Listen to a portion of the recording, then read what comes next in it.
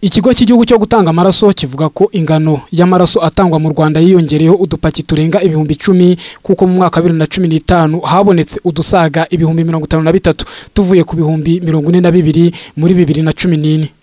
Hari abatanga amaraso kubera impuhwe bagirira abarwayi n'abashingira ku buhamya bwabo bazi bahawe amaraso bagakira nyamara bari barwaye bikomeye. Maze gutanga amaraso inshuro 17 ubu ni inshuro 18.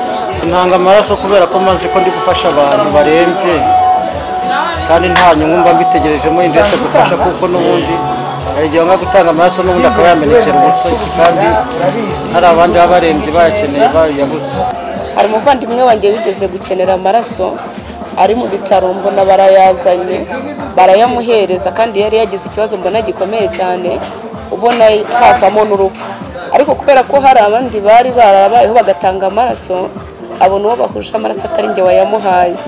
Numva nanjye mfite amaraso mazima nayafasha umuntu nta kibazo kuko numva ni byiza no gufasha umuntu wagize ikibazo cyo kubura amaraso mu gihe utanzi ukabugiriye umuntu neza. Ikigo cy'igihugu cyo gutanga amaraso kivuga ko kibasha kubona 90% by'amaraso akenerwa kwa muganga, gusa ngo biracyakenewe ko imyumvire ihinduka buri wese akiyumvamo inshingano zo gufashisha amaraso kugira ngo akenewe aboneke 100%.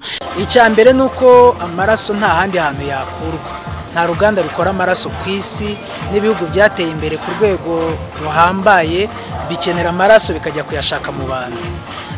Imbogamizi rero tugifite ni imyumvire y'abantu.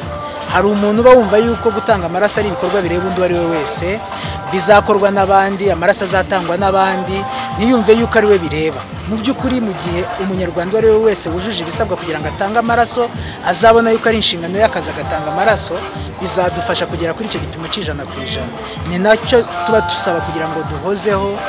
Kongera ubukangurambaga n'uburyo bwo kwegera abatanga amaraso ni bimwe mu byo ikigo cy'igihugu cyo gutanga amaraso kivuga ko bizongerwamo ingufu kugira ngo ibitaro bibone amaraso akenewe yo gufashisha indembe.